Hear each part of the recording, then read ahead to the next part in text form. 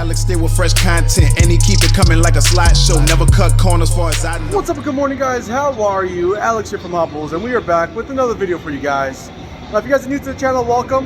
If you guys are old subscribers, thank you again. If you guys are new, make sure you guys hit that like button, hit the subscribe, and that helps me out. Now, let me show you what we're doing today. So in the background over here, we still have Greg working on the final days of the wiring for the SL20 with the bar feed. He is on his last day and a half-ish. He's been here for about 3 days now, so he got a lot of work ahead of him. We just pulled the overhead wire that went to a dead end, and we're using that wiring because that's going to save us. It was a little over 150 feet, so that run right there will probably save us $800. So, if not more, because copper is unreal right now. So we were using that wire, which was just a dead end. The people in here prior, they had some machines hooked up over there, and well, they just left the wire. They just cut it and left it, and it was a dead end on both ends. So we're using that wire. On top of that, we got the machines running at full speed right now, but we are jumping back on a project that we haven't had a lot of time to work on, but today's the day to finally try to get as much as we can done on the back half of this thing. A lot of you guys, you remember this 62 frame that we've been working on. This is the one that has the real sharp 90-degree edges on it. If you guys don't remember that, you guys can go back on a few videos, probably a while back, and you guys will check out the process of how we got that into a 90-degree angle. So in the last video, I'm not sure if I showed it or not, but we got in a whole bunch of these pieces that we get cut up. I wanted to get the fitment on these as good as I could get them. If you can see, they're pretty damn good. So I gotta do a little bit of clamping on these side ones to get these 100% tight to the frame, and then we're adding in the extra pieces back here, which normally you don't reinforce this back section, but because all this is so visible, I want to make sure that this matches the 90-degree and doesn't have that factory lip on the bottom. So we're doing that as well. So that's all fitted up. I just gotta get this. See, that's actually factory, that little hole in that corner. That's where they bend everything over. So all this needs to get filled in and rolled over the edge. 90-degree edge, 90-degree edge, 90-degree edge, 90-degree edge, and continue that throughout the whole frame. So really my goal for today is really just getting everything tacked together and getting everything bent into shape. Whatever pieces I have to make, I'm gonna make today. And if I get any further than that, then that's just a plus for me. Other than that, I'm just looking to make progress on this thing. I want to make sure that whatever we deliver to them is A+ and 100% to our quality.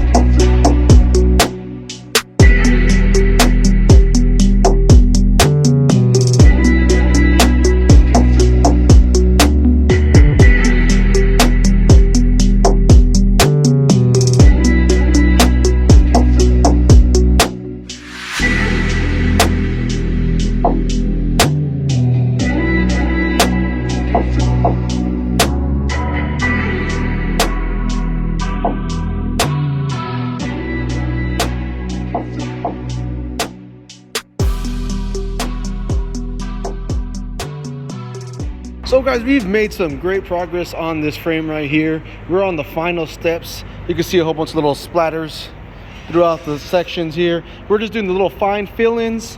Now you can see like little fine fill-ins right here to get every single little pit out of this frame, or a little imperfection.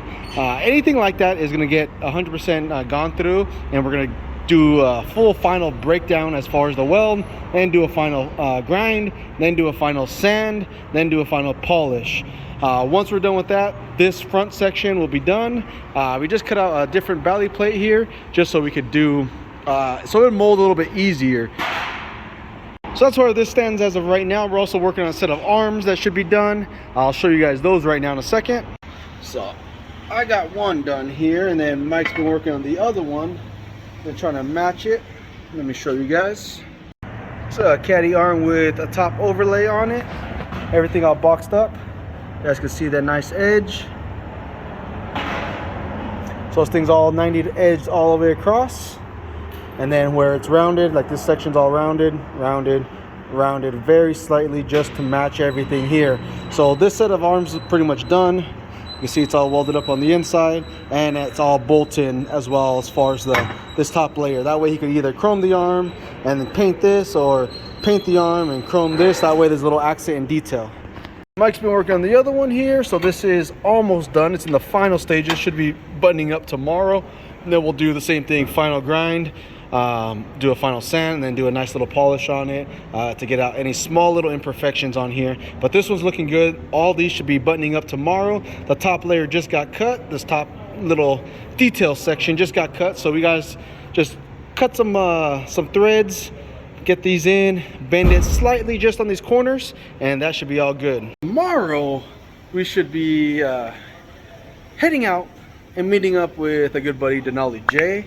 And we should be, well, I'll leave that for tomorrow. Well guys, we are here with another morning. Oh, I gotta back up over here.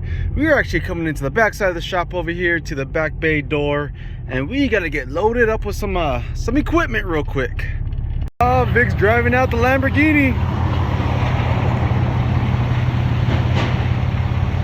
Hey, look good in a Honda, dude.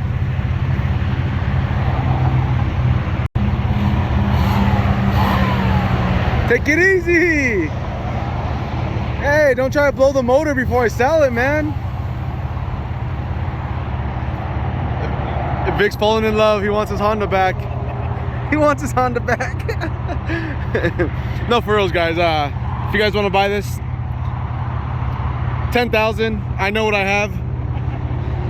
It is for sale though. Yes, Vic buys it first. You guys remember, if you guys are old subscribers, you guys remember Vic's old Lamborghini. You remember? Yeah. The one he got hit by a lifted truck, those lifted truck people?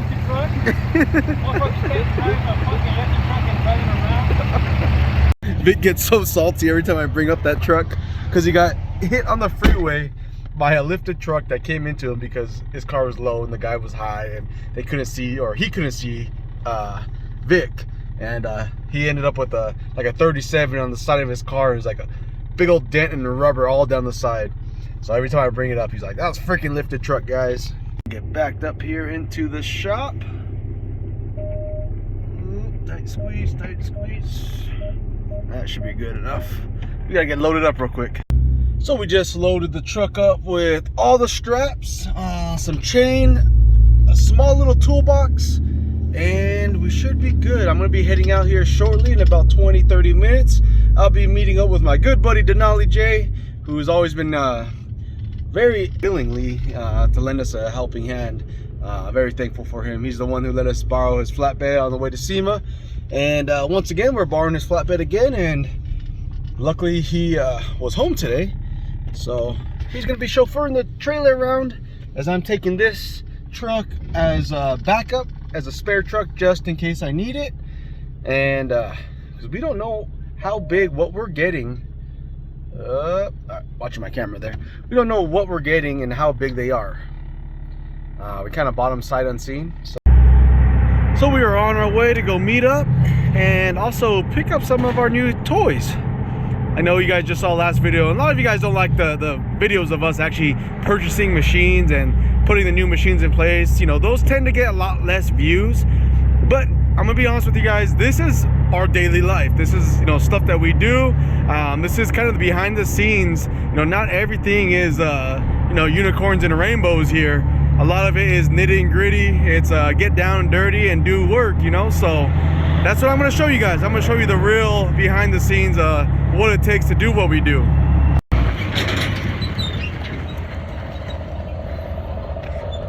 Trailer's arrived. We are here. We just gotta go figure out where we gotta go now. What do you want?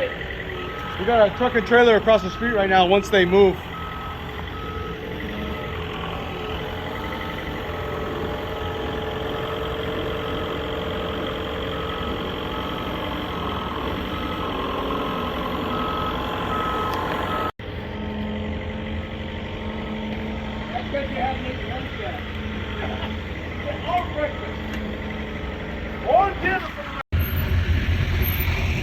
All right, so we picked up both the machines, and let me tell you, this was a lot bigger than we expected.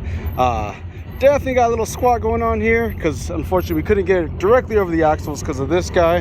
The fenders are in the way, but we're gonna make this work right here. We just gotta get it strapped down. We're trying to get out of the way real quick. Pick the most perfect spot underneath some trees. You got some shade to strap up real quick. Those things were definitely a lot bigger than we expected. Luckily we brought the trailer because there's no way any of those were gonna be fitting in the back of the bed, which we originally thought that it was a possibility, but yeah, luckily we brought the trailer. So we got everything strapped down. I'm gonna be following Jay back up to the shop, and we're gonna cross our fingers our forklift could load this thing. If not, we might have to rent a forklift right now. So we'll see what happens with that.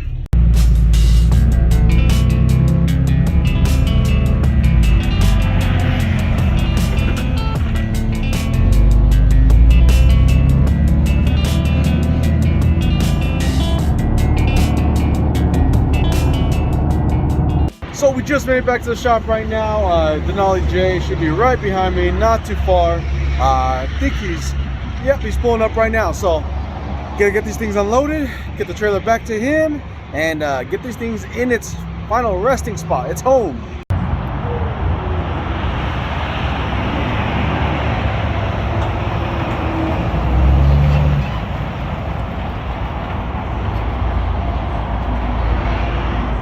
So we got the machines in place. I was going to film it, but then at the same time I didn't want to film it because it was very, very sketchy. This little forklift right now just put in some major work with the help of about a 600-pound barrel that we had to strap to the back of here right now because the forklift was popping a wheelie. It didn't want to carry the machine. The machine is massive. Let me put it in perspective real quick. This is our time saver that we got a while back. This is its bigger brother,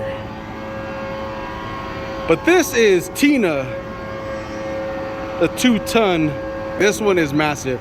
Let me show you guys. I'm standing next to it. It's above me. It's way up here. This thing is huge. The bad part is this one doesn't look so promising. This one looks like it's been sitting outside. It has some rust on it. The belt and the conveyor system here, it's a little brittle, so it says that it's been sitting out in the sun. It has some sunburn on it. The electrical does not look so hot, guys. Now, everything else, you know, the switches, all that stuff looks good, but the internals on the electrical doesn't look so well. So we might have lost on this one. We might have gambled and lost, which that's part of the gamble. This one, on the other hand, this is the one we were really, I mean, I was excited for this one just because it had a dual head on it, but this one right here is more manageable. And this one we just plugged air into it right now and it fired right up. So we just gotta get power to it real quick and we'll see how that goes. In the meantime, I've been gone for a few hours, so I got some welding to do and catch up on. Let me get to that, guys, so I don't get in trouble. So they just set up a whole bunch of coolant in the SL20, the new SL20, our new SL20. So this is gonna be the first test run and sample piece off of here. As you can see, we've already manually cut some stuff. They're working on it right now. Are you fishing? Oh, come on, dude. You almost got it. You gotta come on the outside of the pole. Ah, dude. I'm gonna sign you up for the bass tournament at Paris. This video was not sponsored by Harbor Freight. But Harbor Freight, if you want to sponsor, that'd be great. I gotta say, by far, this is the best, the least bulky headlamp, the brightest, 350 lumens. This thing is absolutely bright. It recharges using a plug. Here it is. So far, when I've used it, I haven't even killed this thing yet. I use it for pretty much a solid day. The biggest thing to me is, well, there's two things for me. One is how comfortable it is. Two is practicality. Look at this. Look at that. Huge difference. It is bright. Probably my favorite setting of them all on this thing. I wave my hand in front of it without having to touch my face, on and off.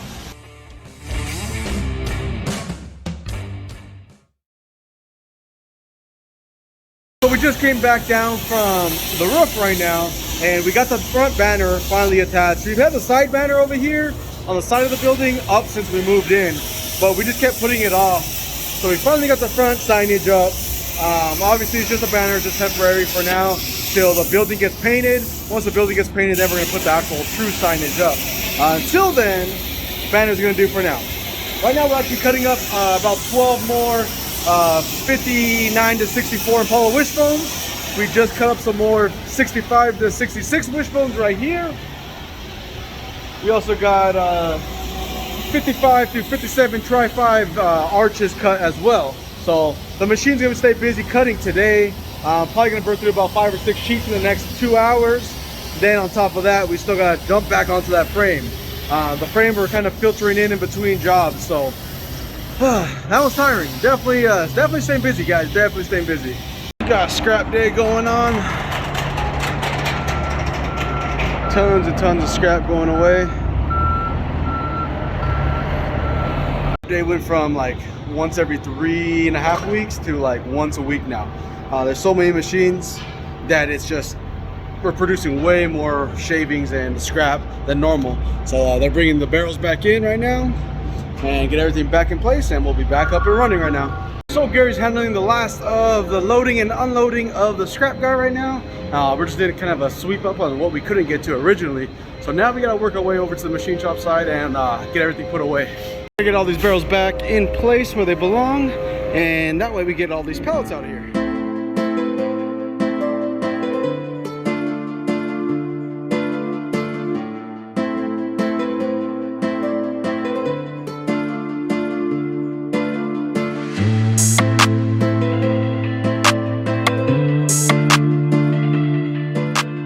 So we got the rear end in place onto the truck.